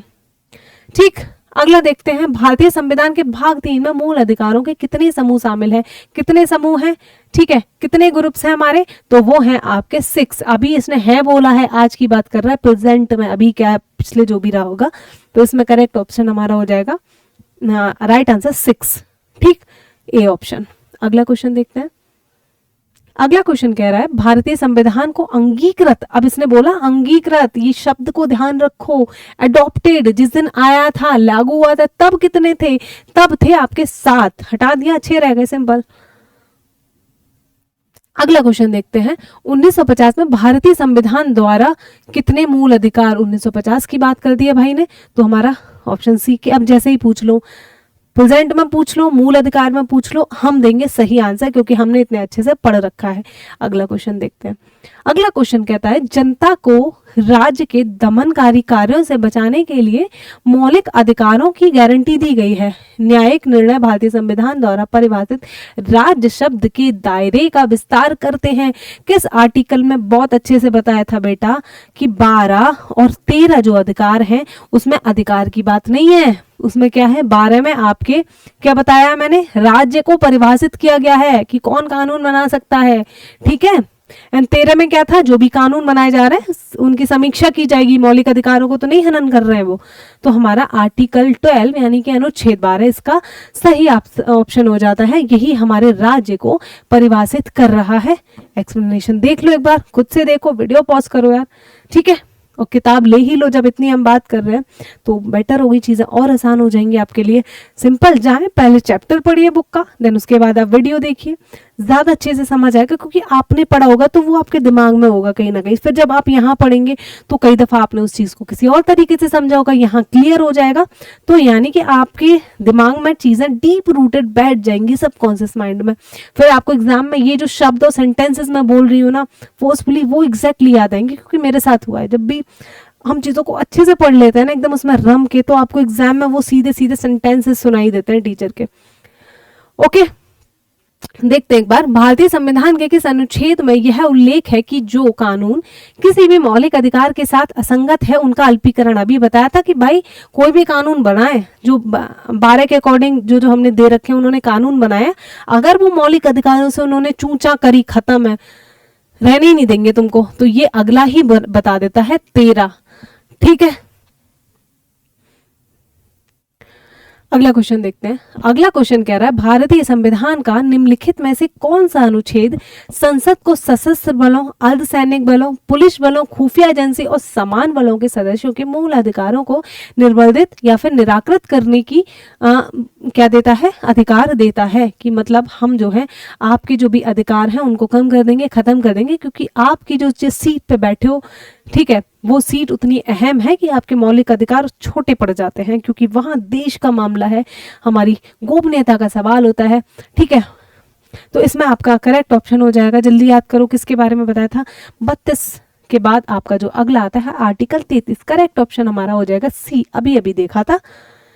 ठीक है, ये हम एक बार देख सकते हैं, आप इसको भी अच्छे से देख सकते हैं। 31 में क्या था, संपत्ति के अधिकार का प्रावधान था, जैसे 44 याद रखिएगा, 31 को 44, देखो ऐसे याद रख लो, 3 + 1 31 ऐसे ही बनाने की कोशिश कर रही हूँ। 4 हो गया, 4 और 4 44 हो गया, 44 में संविधान संशोधन के थ्रू उसको हटा दिया गया। ठीक है, अनुच्छेद 35 के अनुसार भाग 3 के उपबंधों को प्रभावी करने के लिए संसद विधान का निर्माण करती है। अनुच्छेद 37 में क्या है, ये भाग 4 में आता है, जिसमें हमारे क्या है, किसी न्यायालय द्वारा परिवर्तनीय नहीं होंगे, किंतु इनमें उल्लेखित तत्व शासन की मूलभूत और विधि बनाने में तत्वों को लागू, वो डीपीएसपी है, नीति निर्देशक तत्व है ये, और इसको हम अगले जो लेक्चर होगा इसी टॉपिक का रहेगा, हम उसमें देखेंगे। अगला क्वेश्चन देख लेते हैं, निम्नलिखित में से कौन सा युग्म सही सुमेलित है, यानी कि आर्टिकल 17। अब इसमें मिलाना है, इसने मूल अधिकार दिए हैं, उसके बाद उसके अंदर क्या क्या प्रावधान है वो दिए हैं अनुच्छेद के सामने। आर्टिकल 17 अबोलिशन ऑफ टाइटल की बात करता है। 17 याद करो, यानी कि टाइटल नहीं। 17 में मैंने क्या बताया था आपको, मैंने बताया था बेटा 17 में कि हमारी जो छुआछूत है कि इसको छूना नहीं है, छूने से तुम वो हो जाओगे, मतलब अछूत हो जाओ, गंदे हो जाओगे। अगर ऐसा किया तो 17 के अकॉर्डिंग तुमको भाई हमको पहुंच जाएंगे कोर्ट में। तो 17 अबॉलिशन ऑफ टाइटल नहीं है, 17 तो हमारा अबॉलिशन ऑफ अनटचेबिलिटी है, अस्पृश्यता का उन्मूलन है। जब 17 का ये हो गया तो ये भी गलत हो गया, ये भी गलत हो गया। ठीक है, अबॉलिशन ऑफ टाइटल देख लो किसमें, 18 में बात करी थी। अगला ही अबॉलिशन ऑफ टाइटल, राजा महाराजा जो लगा के घूमते थे, कुछ नहीं, खत्म। ठीक है, बस जो अपने कमाई शिक्षा से कमाए हो, एकेडमिक मेहनत करके, बस वही रहेंगे और कोई नहीं रहेगा। Article 15 right against exploitation. अब तुम हमारा शोषण करके तो देखो, 15 में दिया है, नहीं भाई 15 में कहाँ शोषण की बात हुई यार। 15 में बात हुई है कि जो हमारी नौकरियां हैं, सरकारी पदों पे है, क्या है, भेदभाव नहीं किया जाएगा। वहीं पे रिजर्वेशन पर इसका एक्सेप्शन था। ठीक है, ये भी गलत हो जाता है। आर्टिकल 19 की हम बात करें तो protection of certain right regarding freedom of speech, यानी कि आपकी वाक स्वतंत्रता, बोलने का अधिकार और इससे रिलेटेड अधिकार थे, उनको संरक्षण दिया गया है। मैंने बताया था कैसे कैसे, याद करा था। पहले बोलोगे, लोग सुनेंगे, ठीक है, लोग एकत्र होंगे, फिर संगठन बनाओगे, फिर जगह जगह घूमोगे, फिर एक जगह जाके रुक जाओगे। जब रुक जाओगे तो कोई धंधा तो शुरू करोगे ना, तो प्रोफेशन हो गए। ये सारे अधिकार 19 के अंदर हमारे आ जाते हैं। तो करेक्ट ऑप्शन आपका डी हो जाएगा, बाकी सारे गलत हैं। सेम अभी हम आपको बता चुके हैं, देख लीजिएगा। ठीक है, शोषण से विरुद्ध आपके 23 और 24 में देखने को मिल जाते हैं। अगला कह रहा है हमारा, निम्नलिखित में से कौन सा भारतीय संविधान में उल्लेखित मौलिक अधिकार नहीं है? Right to freedom, of course बिल्कुल है। Right to freedom of religion, धार्मिक स्वतंत्रता का बताया था, अभी है, बिल्कुल है। इक्वालिटी, समानता, बिल्कुल है। राइट टू वोट नहीं है भाई, राइट टू वोट तो नहीं है। राइट टू वोट आपका कैसा मूल अधिकार नहीं है, लेकिन ये अधिकार है। अब ये बताओ, क्या ये संवैधानिक अधिकार है या ये कानूनी अधिकार है? यानी कि ये आपका कॉन्स्टिट्यूशनल राइट है या फिर लीगल राइट है, कैसा राइट है, ये आपको बताना है। आप एक्सप्लेनेशन को भी देख सकते। अरे यार, इसने दे ही दिया एक्सप्लेनेशन में। मतदान का अधिकार भारतीय संविधान में उल्लेखित मौलिक अधिकार तो नहीं है, लेकिन ये हमारा संवैधानिक अधिकार है, क्योंकि हमारे देश में क्या है, यूनिवर्सल अडल्ट फ्रेंचाइज। दो भी हमारा वयस्क लोग हैं 18 से ज्यादा, जिनकी भी उम्र है, वो क्या करेंगे, वो जाके वोट डालेंगे अपना।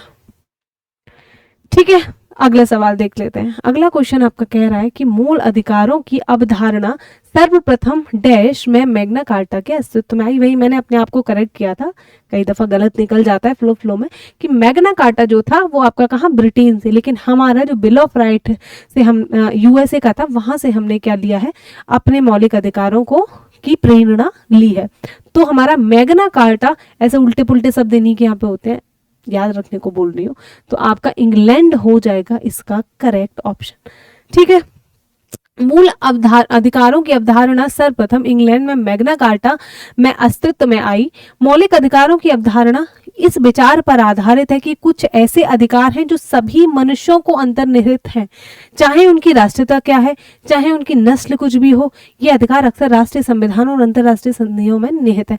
ये बात कर रहे हैं भाई, मैग्ना कार्टा लेकर आए, अधिकार देंगे, हमारे देश में ये क्या करके गए हैं। ठीक है, कुत्ते बिल्लियों की तरह हम लोगों को, गधा बकरियों की तरह इन्होंने रखा हुआ था, और ये बात कर रहे हैं कि ठीक है, लिखित में और असली में होने में फर्क होता है। ओके, ये तभी तो हमारे देश में जब थोड़ा सॉरी ये पॉइंट से हट के बात है, तभी तो हमारे देश में जब लोग पढ़े लिखे इंग्लैंड गए, वहां देखा यार लिबर्टी, फ्रीडम, स्वतंत्रता, ये सारी चीजें क्या होती हैं, और हमारे यहाँ ये लोग क्या कर रहे हैं। वही है ना कि मतलब क्या हाथी के दांत दिखाने के और खाने के, और ऐसे कहावत है ना, तो वही है कि तुम बन तो इतना रहे हो, ठीक है, अब तुम्हारी सच्चाई क्या है वो भी तो पता चल रही है ना हमको धीरे धीरे। अगला देखते हैं हम, निम्नलिखित में से किसे भारतीय संविधान द्वारा लागू किया जाता है? Which of the following can be enforce by Indian constitution? Fundamental duties, no. Preamble जब पढ़े थे तो हम बताए थे कि डेफिनेटली ये हमारा पार्ट है, संविधान का हिस्सा है, लेकिन इसको आप कोर्ट में लागू नहीं कर सकते, न्यायपालिका में लागू नहीं कर सकते कि देखो माई बाप ये संविधान में लिखा है, ये अधिकार मुझे नहीं मिल रही है, ऐसी चीज तो हो ही नहीं रही है।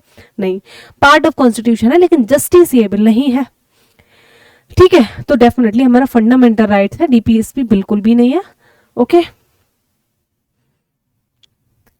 अगला क्वेश्चन देखते हैं। अगला क्वेश्चन आपका कह रहा है कि भारतीय संविधान में उल्लेखित मौलिक अधिकारों के संबंध में निम्नलिखित में से कौन सा कथन असत्य है? ये इसको याद रखो, ये असत्य सत्य ना, बेड़ागर करवा के जाता है। ठीक है, फॉल्स पूछा है, इसने गलत पूछा है, तो यानी कि 3 सही होंगे, एक ही गलत होगा। They provide the necessary condition for physical security, यानी कि ये भौतिक सुरक्षा के लिए आवश्यक स्थितियां प्रदान करते हैं। शायद कंफ्यूज हो सकते हैं, तो इसको हम छोड़ते हैं। अगला देखते हैं, they provide the necessary conditions for treating untouchability. बिल्कुल, ये तो अनटचेबिलिटी तो हम देख कर आए हैं। ये एक second, they provide the necessary for treating, मतलब ये छुआछूत को मानने के लिए आवश्यक स्थितियां प्रदान करते हैं। ये तो गलत हो गया, हम छुआछूत को मनवाएंगे। जिस चीज को हम हटाने के लिए प्रॉपर एक मूल अधिकार दे दिया, हम उस छुआछूत को प्रैक्टिस करवाएंगे अपने यहाँ पे? नहीं भाई, तुमको देखते ही हम काटेंगे। यानी कि ये वाला गलत है, बट फिर भी अलग देख लेते हैं। दे ले the foundation of social justice, बिल्कुल क्या है, सामाजिक न्याय की नींव रखते हैं। देखो पॉजिटिव जो स्टेटमेंट होते हैं ना, सकारात्मक, थोड़े से अच्छे से, बहुत चांसेस हैं कि वो सही होंगे। ठीक है, they provide the necessary condition for moral security, यानी कि नैतिक सुरक्षा के लिए आवश्यक स्थितियां प्रदान करते हैं। ये भी आपका ठीक है, तो हमारा इसमें ऑप्शन बी हो जाएगा करेक्ट, यानी कि ये आपका गलत है। मूल अधिकारों के बारे में ये बात नहीं करता है, मौलिक अधिकारों के। यार मौलिक मूल पता नहीं क्या क्या ही निकल रहा है मेरे मुंह से। ठीक है, तो ये आप एक बार एक्सप्लेनेशन खुद से देख लीजिएगा। आर्टिकल 17 में हमने प्रॉपर अस्पृश्यता का अंत करने के लिए कोशिश की है कि अनटचेबिलिटी खत्म हो। ठीक, देखो वो आज पता है, हम लोग ना शहरों में रहते हैं, आ जाए तो हम ठीक है, थोड़ी हमारी मेंटालिटी बदलने की कोशिश करते हैं, लेकिन गांव में यार आज भी वही है। कई दफ़ा जैसे ई रिक्शा नहीं होते, तो वहाँ पे ऐसा है कि अगर कोई भी, अब तो ये चीज़ थोड़ी कम होने लगी है, काफ़ी कम हो गई है। इनफैक्ट मैं कहूँगी कि जैसे आप साथ में बैठ के आ गए, जो लोग हरिजन है, तो पीपल विल बी लाइक कि यार घर पे जाके नहाना है, कपड़े चेंज करना है। लेकिन मैं थोड़ी सी इन चीज़ों में रिबेलियस रही हूँ कि नहीं, they are also human. I would like कि मैं तो बिल्कुल भी नहीं करने वाली हूँ, क्या दिक्कत है भाई, दे आर ऑल्सो ह्यूमन। बस मेरे लिए क्या है कि अनटचेबिलिटी नहीं होनी चाहिए, उससे करो जो गंदा है। देखो गंदगी तो हाइजीन होना चाहिए इंसान में, क्या छुआछूत जात पात। भाई शहर में आओ, बाहर निकलो, देखो पता भी नहीं चलेगा। जो हरिजनों से तुम गाँव में ऐसे कर रहे हो ना, वो खाना खा लोगे तुम उनके हाथों का। तो इन चीज़ों का कहीं ना कहीं अंत होना चाहिए। और इस चीज़ को लेके जो हमारे मेट्रोपॉलिटन सिटीज़ है, ये काफ़ी ओपन है, तो यहाँ पे बदलाव आपको देखने को मिल सकता है। ठीक है, तो which statement regarding the fundamental right mentioned in the Indian constitution is false, यानी कि भारतीय संविधान में उल्लेखित मौलिक अधिकारों के संबंध में कौन सा कथन असत्य है? ये फिर से असत्य की बात कर रहा है, गलत पूछ रहा है। तो some fundamental rights are negative in nature, कुछ फंडामेंटल राइट नेगेटिव होते हैं। गलत है, सही है, इसको हम बाद में समझेंगे, पहले और देख लेते हैं। दे आर एनफोर्सिएबल, बिल्कुल एनफोर्सिएबल मतलब वाद योग्य का मतलब है कि नहीं मिल रहे हैं अगर अधिकार, तो जाके कोर्ट में पहुंच जाओ कि क्यों नहीं मिल रहे। During an emergency only article 20 and 21 can be suspended, यानी कि आपातकाल के दौरान अनुच्छेद 20 और 21 को निलंबित कर दिया जाता है। याद करो, ये पॉइंट मैं बोल चुकी हूँ बीच में कि आर्टिकल 19 निलंबित होता है, 20 और 21 को कर नहीं सकते, छू नहीं सकते हो तुम। ठीक है, 20 और 31 जीवन जीने का अधिकार, 21 बोलता है हमारा, कैसे हटा दोगे? तो ये हमारा जो है रॉन्ग हो जाएगा, यानी कि यही आपका करेक्ट ऑप्शन है। वैसे और देख लेते हैं, they can be suspended during an emergency, यानी कि इमरजेंसी के दौरान सस्पेंड हो सकते हैं, बिल्कुल हो सकते हैं। अब फर्स्ट को एक बार डिस्कस कर लेते हैं, थोड़ा सा ही, ज़्यादा जरूरी नहीं है। Some fundamental rights are negative in nature, बिल्कुल नेगेटिव है इन नेचर में, क्योंकि कुछ फंडामेंटल राइट आपको अधिकार दे रहे हैं, लेकिन कुछ फंडामेंटल राइट्स, मौलिक अधिकार ऐसे हैं जो कहीं ना कहीं मौलिक अधिकारों की श्रेणी में आते हैं, लेकिन वो रोक लगा रहे हैं। जैसे संसद पे रोक लग गया कि आपको किस प्रकार के कानून बना रहे हैं, वो नेगेटिव है, उनकी शक्तियों को कम कर रहे हैं, बस इतना से समझ लीजिए, यानी कि कुछ नकारात्मक भी है। ओके, तो हमारा इसमें करेक्ट ऑप्शन आपका सी हो जाएगा। ओके, देख लो एक बार इसका एक्सप्लेनेशन। भारतीय संविधान में उल्लेखित मौलिक अधिकारों के संबंध में कथन सी असत्य है। क्यों? क्योंकि अनुच्छेद 359 के अनुसार, यानी कि इसमें आता है हमारा इमरजेंसी, आपातकाल के दौरान 20 और 21 को निलंबित कर ही नहीं सकते हो। जीवन जीना मतलब इंसान जिएगा नहीं क्या तुम्हारे आपातकाल में? ठीक है, और ये क्यों लेकर आए गए थे आपको पता है? हमारे देश में इमरजेंसी लगी थी इंदिरा की सरकार में, ठीक है, और कितना ज्यादा बवाल हुआ था, चीजें कितनी अस्त व्यस्त हो गई थी, सबको पकड़ के जेल में डाल दिया गया था। ठीक है, मीसा लेकर आया गया था। ये क्या एक्ट था, क्या था, इसके तहत याद होगा। और लालू प्रसाद यादव जी भी जेल गए थे उस टाइम पे, उन्होंने अपनी बेटी का नाम इसी एक्ट पे रख दिया था। ठीक है, तो संविधान के अनुच्छेद 358 के अनुसार यदि राष्ट्रीय आपातकाल युद्ध या बाहरी आक्रमण के आधार पर लगाया गया हो, तो अनुच्छेद 19 में वर्णित सभी मौलिक अधिकार स्वतः निलंबित हो जाते हैं। ठीक है। और जब राष्ट्रीय आपातकाल समाप्त हो जाता है तो 19 है वो अपना पुनः स्वचालित हो जाता है। यानी कि आर्टिकल 19 खत्म हो रहा है आपका, 20-21 नहीं। सोचना भी मत, देखना भी मत हमारी तरह, हम बता ही देंगे तुमको, ठीक है। तो अगला क्वेश्चन आपका कह रहा है भारतीय संविधान में उल्लेखित मौलिक अधिकारों का उद्देश्य क्या है। सबसे पहला देखते हैं, टू स्टैब्लिश पॉलिटिकल यानी कि राजनीतिक लोकतंत्र को स्थापित करना। अगला कह रहा है कंप्लीट इंडिपेंडेंस, ये तो बिल्कुल नहीं हो सकता, इसको कट करो, ठीक है, क्योंकि ये संपूर्ण स्वतंत्रता प्राप्त को पहले ही मिल चुकी थी। टू प्रमोट इकोनॉमिक, कहीं भी आर्थिक न्याय की बात करी नहीं करी थी, ठीक है, ये भी खत्म हो जाता है। To establish a welfare state, नहीं, ये तो हम डीपीएसपी में बात करेंगे, जब हम राज्य के नीति निर्देशक तत्व देखेंगे तब हम उसमें बात करेंगे वेलफेयर स्टेट की, यहाँ पे नहीं। कल्याणकारी राज्य नहीं, तो आपका करेक्ट ऑप्शन हो जाता है ए, यानी कि टू स्टैब्लिश पॉलिटिकल डेमोक्रेसी यानी कि राजनीतिक लोकतंत्र की स्थापना करना आपका इसमें सही हो जाएगा। एक्सप्लेनेशन देख लेते हैं। भारतीय संविधान में उल्लेखित मौलिक अधिकारों का उद्देश्य राजनीतिक लोकतंत्र की स्थापना करना है। साथ ही मौलिक अधिकार वे अधिकार हैं जिनका भारत का प्रत्येक नागरिक और कुछ अधिकार गैर नागरिकों को भी भाई दिए जाएंगे, ठीक है। मौलिक अधिकार लोकतांत्रिक समाज के विकास के लिए आवश्यक होते हैं। अगला क्वेश्चन देखते हैं। अगला क्वेश्चन कह रहा है मौलिक अधिकारों के संबंध में निम्नलिखित में से कौन सा कथन गलत है। फिर से वो फॉल्स, इनकरेक्ट, गलत, असत्य, ये शब्द याद रखिएगा, इसको पूछ रहा है।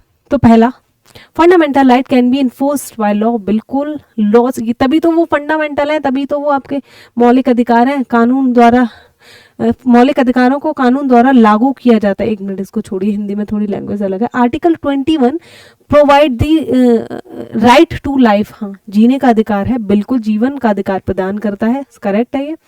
Fundamental right are mentioned in the constitution from article 12 to 35, बिल्कुल करेक्ट है। Fundamental right has been taken from the constitution of Britain, Britain के कॉन्स्टिट्यूशन से लिए गए हैं, नहीं, तो हमारा फर्स्ट भी ठीक है। आपका जो इनकरेक्ट ऑप्शन हो जाएगा डी हो जाएगा, क्योंकि ये हमारे यूएसए के, यूनाइटेड स्टेट्स ऑफ अमेरिका के कॉन्स्टिट्यूशन से लिए गए हैं। तो आपका ऑप्शन डी जो है वो हमारा करेक्ट हो जाता है, यानी कि वो आपका रॉन्ग स्टेटमेंट है। एक्सप्लेनेशन देख लीजिएगा एक बार, ठीक है। अगला क्वेश्चन देख लेते हैं। अगला क्वेश्चन कह रहा है निम्नलिखित में से कौन सा मौलिक अधिकार भारतीयों के साथ साथ विदेशियों के लिए भी उपलब्ध है। Right to protection of language, script and culture of minorities, क्या ये हो सकता है? एक बार इसको छोड़ते हैं, अगले देखते हैं। Right of opportunity in matters of public employment, यानी कि सार्वजनिक रोजगार के मामलों में अवसर की समानता, बिल्कुल भाई सबको है ये। Right of minorities to establish and administer educational institution, बिल्कुल भाई ये हमारे ये वाला भी आपके सिर्फ देश के नागरिकों के लिए, ये भी देश के नागरिकों के लिए। और right to protection language script, ये भी आपके सिर्फ और सिर्फ देश के नागरिकों के लिए। वहीं अगर हम बात करें राइट टू एलिमेंट्री एजुकेशन, जो होगा आपका 6 से 14 साल के बच्चों को, ये देश के साथ यानी कि नागरिक के साथ गैर नागरिकों को भी उपलब्ध है, कि भाई उनके भी बच्चों को अधिकार है कि वो आपका पढ़ सके, ठीक है। तो अनुच्छेद 21 ये शिक्षा का अधिकार का प्रावधान है, इसके तहत 6 से 14 साल के सभी बच्चों को मुफ्त शिक्षा अनिवार्य है, और ये 86 में संविधान संशोधन के तहत जोड़ा गया था। अब यहाँ याद रखिएगा, जो हमारा अनुच्छेद 15, 16, 19 और 29 और 30 जो हैं को छोड़कर सभी मौलिक अधिकार नागरिकों के साथ गैर नागरिकों को भी आपके दिए जाते हैं, ठीक है। तो हमारे 15, 16, 19, 29 अब याद करने की कोशिश करिएगा। 15 में क्या, रूल ऑफ लॉ किसमें है? रूल ऑफ लॉ, कानून की नजरों में सब बराबर है, किसमें दिया गया है? 16 में क्या, रिकॉल करने की कोशिश करो, पब्लिक एम्प्लॉयमेंट में सबको बराबर का अधिकार दिया जाएगा, ठीक है। ये क्या है? ये हमारे देश को है, विदेशों को भी है, बताओ, याद करो। ये जो है हमारा सब, फिर तो भाई सारे लोग आगे दूसरे देशों से नौकरियां नहीं खा जाएंगे, ठीक है। तो हमारा ये 16 भी सिर्फ और सिर्फ देश के नागरिकों को, 19 भी सिर्फ देश के नागरिकों को, विदेशी आके कुछ नहीं बोल सकते।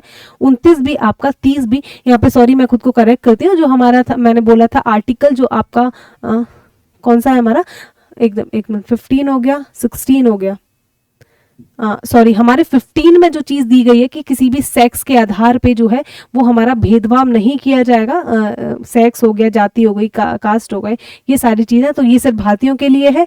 और ये जो है 16 जिसमें एम्प्लॉयमेंट की बात करी है, ये सिर्फ भारतीयों के लिए है। 29 भारतीयों के लिए, 30 भारतीयों के लिए है, 19 है।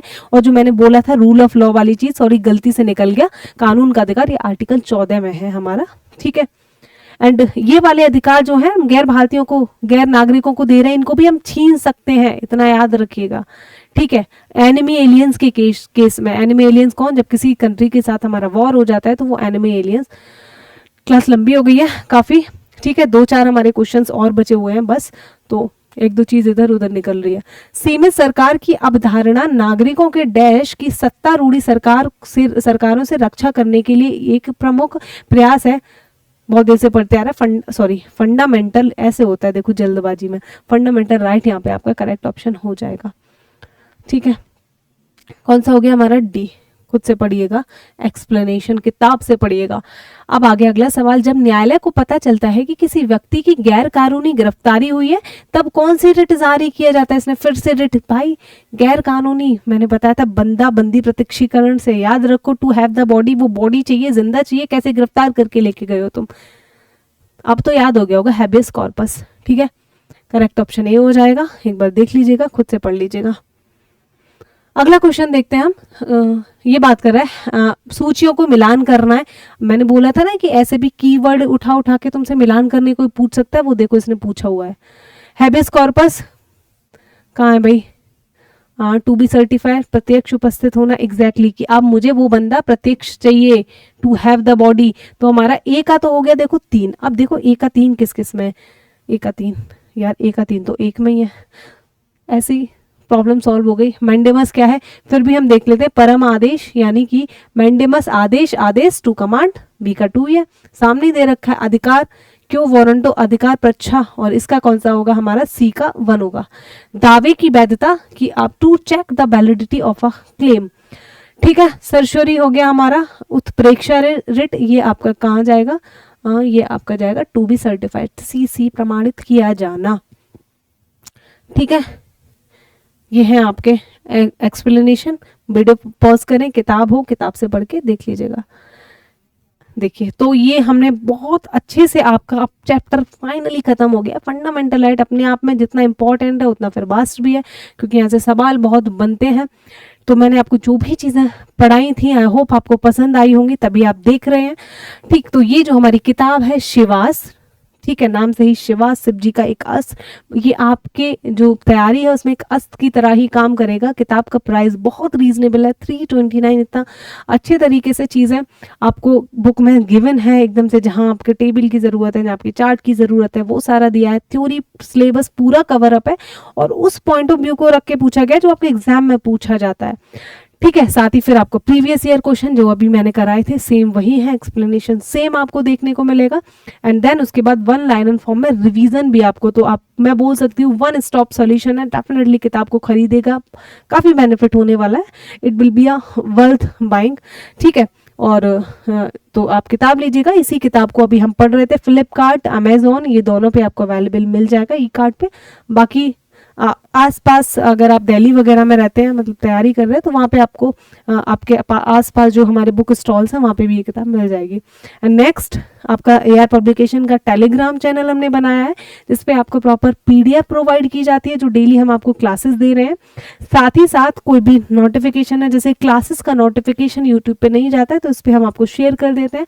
और भी आगे आने वाले टाइम में और पीडीएफ वगैरह इंफॉर्मेटिव आपको चीज़ें यहाँ पे प्रोवाइड की जाएंगी, तो ज़रूर से ज्वाइन कर लीजिएगा इस टेलीग्राम चैनल को, ठीक है। एंड नेक्स्ट देखते हैं, last but not the least. I hope आपको लेक्चर काफ़ी पसंद आया होगा। जो भी चीज़ें हैं, जो भी आपको कमियां भी लगी हो, डेफिनेटली आप कमेंट बॉक्स में यार मतलब एक कनेक्शन तो बनाने की कोशिश करिए। देखो हम सिर्फ आपको किताबें प्रोवाइड कर रहे थे, ये इनिशिएटिव क्यों लेकर आए हैं, आपसे और ज़्यादा कनेक्ट कर पाए, ठीक है। फिजिकली तो मिलना जुलना बाद में कभी देखा जाएगा, बट अभी क्या है, यही एक जरिया है। तो आप कॉमेंट करिए, उस पर प्रॉपर मैं आपको रिप्लाई दूंगी, ठीक है। हमारी तरफ से प्रॉपर रिप्लाई आते हैं आपको। जो भी आपके कमेंट ओपनली रखो यार, सुना जाएगा, उन पे जवाब दिया जाएगा और चीज़ों को अमल करने का भी प्रयास किया जाएगा। कमेंट करिए, जैसा भी लेक्चर लगा लाइक तो करिए, बहुत मोटिवेशन मिलता है। एंड साथ ही शेयर करिए, शेयर करने से और आगे तक चीज़ों को जाया जाएगा, और लोगों की हेल्प होगी जैसे आपकी हो रही है, ठीक है। एंड हमको भी काफ़ी ज़्यादा मोटिवेशन मिलेगा उस चीज़ से। साथ ही अगर पहली दफ़ा देख रहे हैं तो सब्सक्राइब कर लीजिएगा चैनल को, और भी ज़्यादा चीज़ें आगे बढ़ने वाली हैं इस चैनल पर, सिर्फ हम यहाँ तक सीमित नहीं रहने वाले हैं। हैं, काफ़ी ज़्यादा मदद आपके लिए हो सकती है, डेफिनेटली होगी। एंड बेल आइकन दबा दीजिएगा ताकि जैसे ही क्लास आती है नोटिफिकेशन आपके पास टाइमली पहुंच जाए। So that was your today class. I hope आपको पसंद आएगा। Thank you so much everyone, अगर आप यहाँ तक बने रहे हैं, चीज़ों को सीखा है। एंड लाइक करिए, सब्सक्राइब करिए, शेयर करिए। नेक्स्ट लेक्चर में मिलते हैं अगले टॉपिक के साथ। Bye bye, take care, all the best.